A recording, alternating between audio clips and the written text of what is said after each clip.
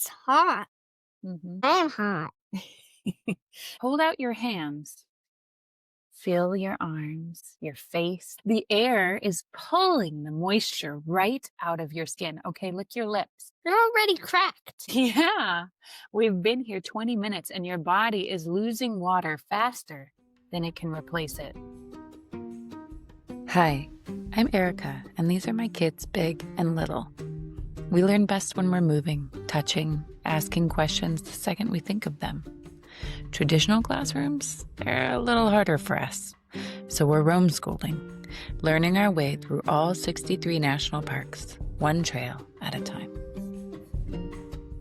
We're at Joshua Tree National Park, and today we're going to find out when there's almost no water in an entire desert, who gets to decide who gets a drink? Do you know why it's so dry here? We're standing in what's called a rain shadow. What's that? Well, right now we're only 140 miles from the Pacific Ocean. That's like driving from our house to the Oregon coast. The ocean is so close. But unlike up in Portland, almost no rain makes it here to Joshua Tree. You see those mountains off to the west? Big tall ones? Those are the San Bernardino Mountains. And they are the water thieves. Here's what happens. Clouds full of water blow in from the ocean, and when they hit those mountains, the air has to go up and over. As it rises, the air gets colder, and cold air can't hold as much water, so... It rains. Yep, exactly. On the other side of the mountains, it rains. By the time the air reaches this side, where we're standing, it's kind of like it's been wrung out like a sponge. Scientists call this a rain shadow. Joshua Tree gets about 3 inches of rain per year. Portland gets about 10 times that. Some years, this place gets almost nothing. Touch this sand. There's almost no moisture holding it together. Now look at this plant. It's fuzzy. And the leaves are kind of gray? Yeah, that's called the brittle brush. And that fuzz, it's not just cute, it's armor. The light color reflects the sun so the plants don't cook. And the fuzz creates tiny protective blanket around each leaf, trapping whatever moisture's inside. So it doesn't lose its water? Exactly. Every single thing alive here has had to solve the same problem. How do you survive when water almost never comes? Some animals solved it by never drinking at all. Wait, what? Kangaroo rats, these tiny hopping desert mice, never take a single sip of water their entire lives. They get all the moisture they need from eating seeds. That's like a superpower. It is a superpower. And you know what the biggest superpower of all is in a place like this? Knowing where the water is. Imagine you're walking across this desert 500 years ago. It's 110 degrees. You've been walking for 2 days and your water bag is almost empty. And then you see it. A crop of palm trees up ahead. The Oasis of Mara. In the language of the Serrano people, Mara means place of little springs and much grass. And for thousands of years, this was the most important place in the desert. Because of water? Because of the water. The Serrano people settled here first. They built villages around these springs. They knew every plant that grew nearby, which ones you could eat, which ones you could make medicine out of, and which ones could be woven together to make baskets. Then, around the year 1500, another group arrived from the north, the Chemehuevi people. They'd traveled from Nevada, following seasonal migrations, hunting bighorn sheep in the mountains, and gathering mesquite beans in the valley. Did they fight over the water? That's the thing. They didn't. 2 leaders, a Chemehuevi man named Jim Mike and a Serrano man named Jim Pine, they decided to share. The tribes lived together at the oasis for decades. They got married. They built a huge garden. They used the oasis to irrigate the land. They understood something crucial. In a place where water is this scarce, you don't survive by being greedy. You survive by sharing. Exactly.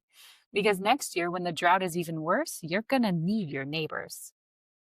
So everyone just worked together? For generations, yeah. The oasis was a crossroads.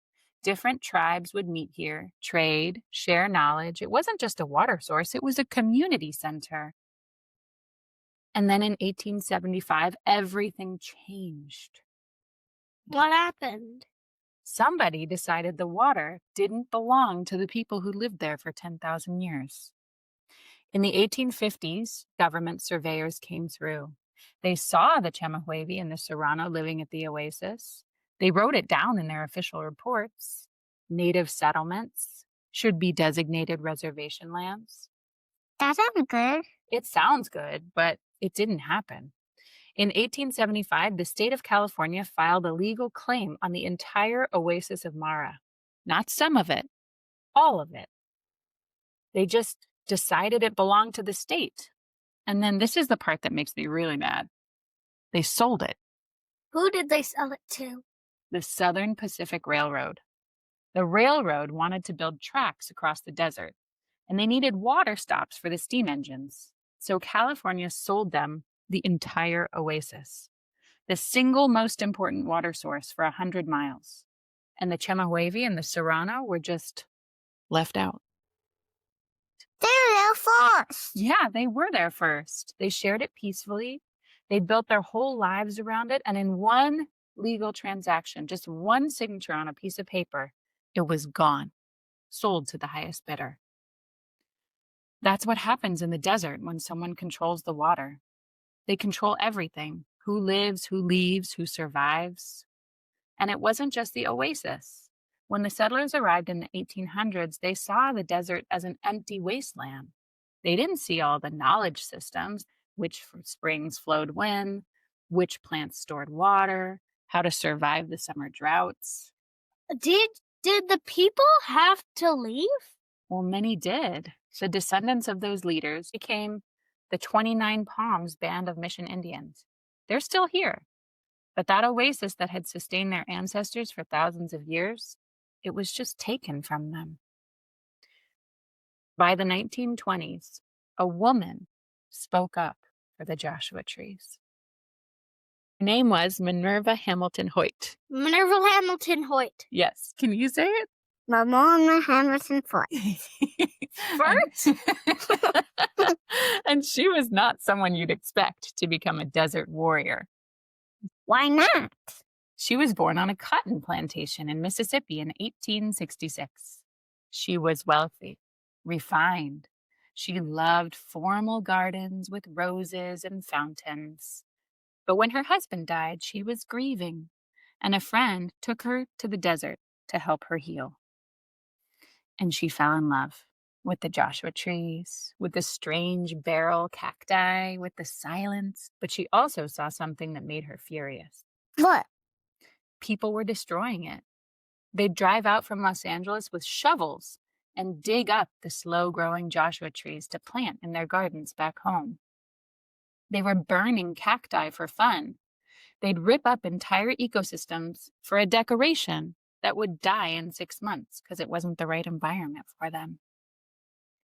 Minerva called it cactus poaching, and she realized nobody outside of Joshua Tree knew that this was happening. So the nation didn't feel the responsibility to do anything about it.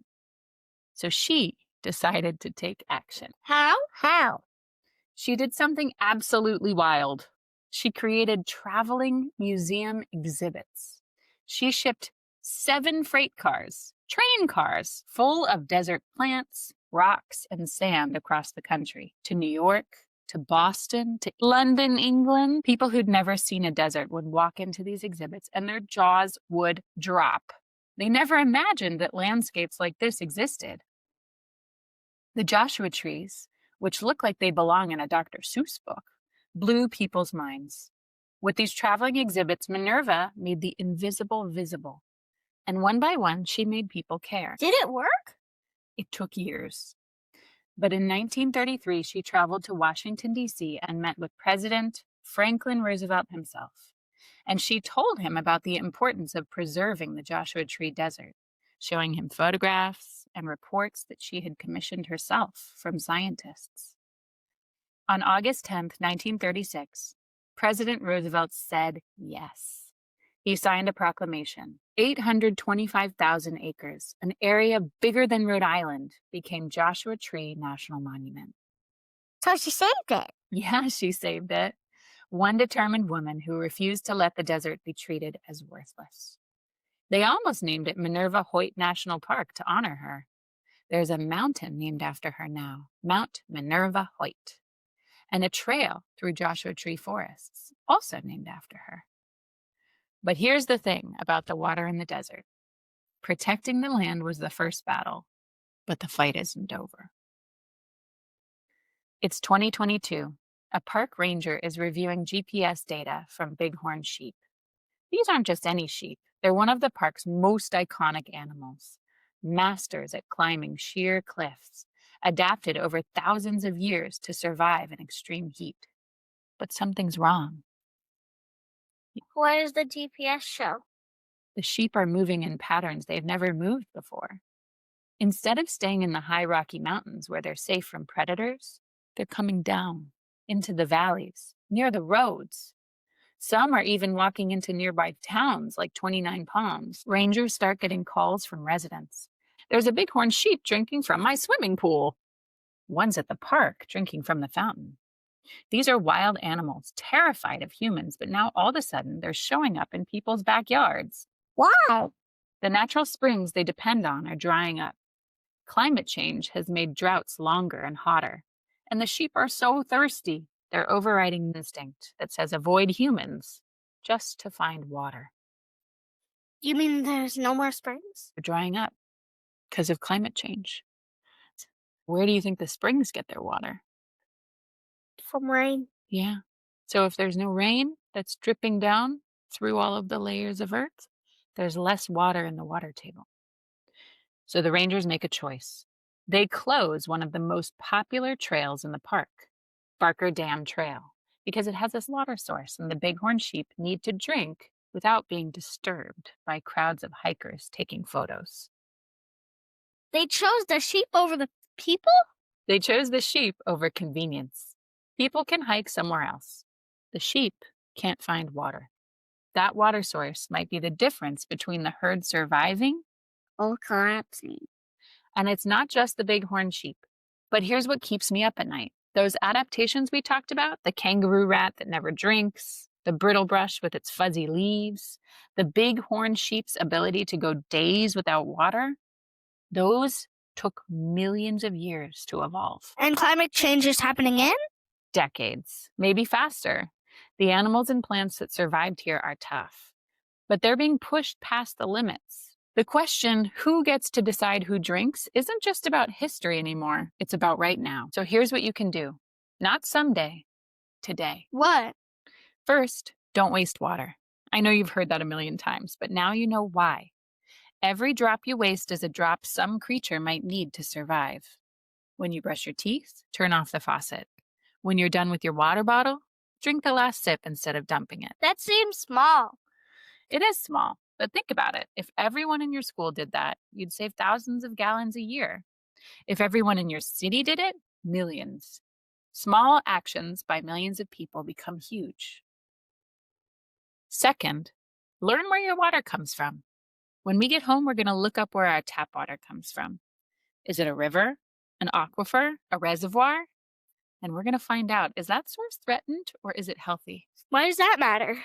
Because you can't protect something if you don't know what it is. And third, and this is the most important one. Are you ready? Yeah. Share what you know. When you get back to school, tell your friends about the kangaroo rat that never drinks. Tell them about the bighorn sheep so thirsty they walked into town. And tell them about Minerva Hoyt shipping freight cars of desert across the country to save this place. Because here's the secret. The people who stole the oasis, the people who poached the cacti, they got away with it because nobody was paying attention. But when people know, when they care, things change. Minerva proved that. One person who cared enough to act changed everything. So we just tell the story? You tell the story. You pay attention to water. You don't waste it. And you remember, in a desert, Water isn't just a resource, it's a relationship. And relationships are built on sharing, not taking. This episode was recorded on the traditional lands of the Serrano, Cahuilla, and Chemehuevi peoples, who have been stewards of these waters since time immemorial. Visit roamschoolfamily.com for activity guides, maps, and links to support desert water conservation.